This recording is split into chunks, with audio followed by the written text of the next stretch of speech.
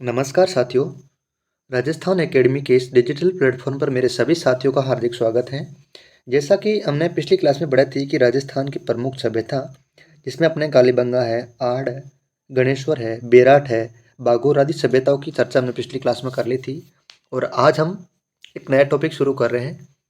उसका नाम है राजस्थान के प्रजामंडल आंदोलन। इसकी स्थापना कब हुई थी और किसके नेतृत्व में इसकी स्थापना हुई थी, है ना। इन सब की चर्चा पर इस क्लास में करेंगे। तो आप सभी से एक रिक्वेस्ट है कि आप क्लास को ज़्यादा से ज़्यादा शेयर कीजिए और अपने छोटे भाई को सपोर्ट कीजिए। यदि कुछ भी कमी रह जाती है तो प्लीज़ आप कमेंट करके भाई का रेस्पॉन्स ज़रूर देना, है ना। तो लोग क्लास को शुरू करते हैं।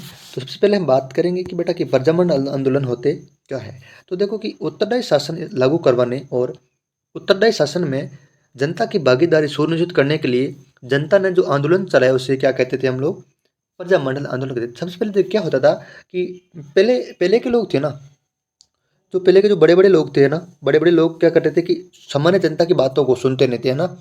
जैसे कोई भी निर्णय लेना पड़ता था, जैसे किसी से कर वसूलना, टैक्स वसूलना, कुछ भी वसूलना होता था तो अपनी मर्जी से भी क्या करते थे, जनता से कर वसूल लेते थे। उसके बाद में जनता ने एक आंदोलन चलाया, यानी कि प्रजामंडल यानी कि जनता के द्वारा चलाया गया आंदोलन। जिससे क्या होता था कि जनता जब चाहे तो अपना अन्न धन जो भी हो, जनता अपने चाहे तो बेच सकती थी, जनता चाहे तो उसको नहीं बेच सकती थी।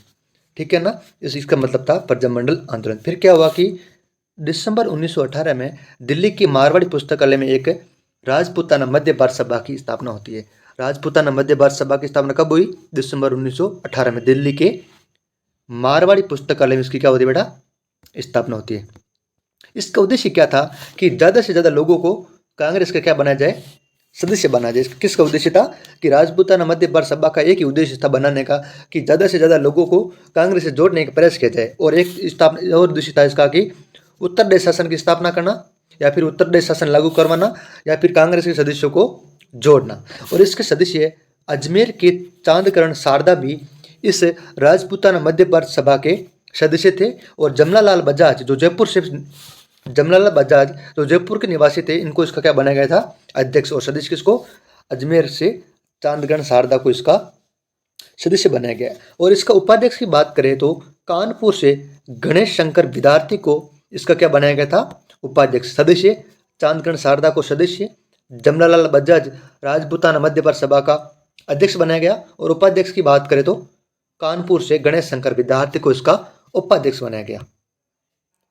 फिर क्या हुआ कि राजपूताना मध्य भारत सभा के इसमें बुलंदशहर यूपी से विजय सिंह पथिक इस राजपूताना मध्य भारत सभा से जुड़ते हैं। फिर क्या हुआ कि 1919 में विजय सिंह पथिक द्वारा महाराष्ट्र के वर्धा नामक स्थान से राजस्थान सेवा संघ की स्थापना हुई। राजस्थान सेवा संघ की स्थापना 1919 में किसने की थी, विजय सिंह पथिक द्वारा। कहाँ से, वर्धा महाराष्ट्र से विजय सिंह पथिक द्वारा जब इसकी स्थापना की गई थी तो अध्यक्ष भी कौन बना, विजय सिंह पथिक इसका खुद अध्यक्ष बना था। और इसका मंत्री रामनारायण चौधरी को राजस्थान सेवा संघ का मंत्री बनाया गया। एक बार पुनः याद कर लो आपकी, राजस्थान सेवा संघ की स्थापना विजय सिंह पथिक द्वारा वर्धा महाराष्ट्र से, और तिथि पूछे तो 1919 में इसकी स्थापना की गई थी। और इसका मंत्री रामनारायण चौधरी को बनाया गया, जो बाद में जाके डेंगू किसान आंदोलन से जुड़े थे। और इसका अध्यक्ष बात करें तो विजय सिंह पथिक को बनाया गया था। और विजय सिंह पथिक का वास्तविक नाम था भूप सिंह, और इसका जन्म हुआ था बुलंदशहर, उत्तर प्रदेश से, आपको याद रखना है। इसके बाद एक प्रमुख घटना घटी कि 1927 में मुंबई में अखिल भारतीय देशी राज्य लोक परिषद का अधिवेशन हुआ। और इसकी स्थापना हुई कब, 1927 में मुंबई में अखिल भारतीय देशी राज्य लोक परिषद की अधिवेशन या फिर इसका स्थापना हुई थी। और इसका अध्यक्ष है जो पंडित जवाहरलाल नेहरू को इसका अध्यक्ष बनाया गया। फिर क्या हुआ कि 1938 में कांग्रेस का हरिपुरा अधिवेशन, तो कांग्रेस का हरिपुरा अधिवेशन 1938 में हुआ था, जिसका अध्यक्ष सुभाष चंद्र बोस को बनाया गया। किसका, कांग्रेस के हरिपुरा अध्यक्ष का, कांग्रेस के हरिपुरा अधिवेशन का अध्यक्ष सुभाष चंद्र बोस को बनाया गया था। और यह हुआ कब था, तो 1938 में। तो फिर इस हरिपुरा अधिवेशन से ही प्रजामंडल आंदोलन का प्रस्ताव पारित होता है। आपको याद रखना है कि इस हरिपुरा अधिवेशन से ही प्रजामंडल आंदोलन का प्रस्ताव है जो पारित होता है। तो अब हम पढ़ेंगे कि प्रमुख प्रजामंडलों के संस्थापक, यानी कि किस प्रजामंडल का संस्थापक कौन था? तो सबसे पहले बात करें तो प्रजा मंडल और उनके संस्थापक का नाम बात करें तो कि शाहपुरा प्रजा मंडल। कौन सा प्रजा मंडल है? शाहपुरा प्रजा मंडल। तो शाहपुरा के प्रजा मंडल का अध्यक्ष कौन था? रमेश चंद्र ओझा। शाहपुरा प्रजा मंडल अध्यक्ष कौन था? रमेश चंद्र ओझा। और बीकानेर प्रजा मंडल की बात करें तो मग्गाराम वेद। क्या नाम था? मग्गाराम वेद था बीकानेर प्रजा मंडल का। और जैसलमेर का मीठालाल व्यास। जैसलमेर का कौन था? मीठालाल व्यास। और किशनगढ़ का क्या था? कांतिलाल। जैसलमेर का मीठालाल व्यास, बीकानेर का मग्गाराम वेद और शाहपुरा का रमेश चंद्र ओझा। वापस से एक बार याद कर लो, शाहपुरा का रमेश, बीकानेर का मग्गाराम वेद, जैसलमेर का मीठा, किशनगढ़ का कांतिलाल। एक बार वापस देख लो, शाहपुरा का रमेश चंद्र, बीकानेर का मग्गाराम वेद, जैसलमेर का मीठालाल और किशनगढ़ का कांतिलाल। यदि आपको चीज़ें याद नहीं हो रही तो बार बार पढ़ते जाओ, रटते जाओ, सब चीज़ें आपको याद हो जाएगी। एक बार किसी को याद नहीं होती है, बार बार पढ़ते जाओ, रिवीजन करते जाओ, लिखते जाओ, बेटा सब चीज़ें याद हो जाएगी। इस दुनिया में कोई भी चीज़ें असंभव नाम की है ही नहीं। अब हम बात करेंगे कि मेवाड़ प्रजा मंडल, मैप फॉर मेवाड़ और मैप फॉर माणिक्यलाल वर्मा। मेवाड़ प्रजा मंडल की स्थापना माणिक्यलाल वर्मा, माणिक्यलाल वर्मा, माणिक्यलाल वर्मा।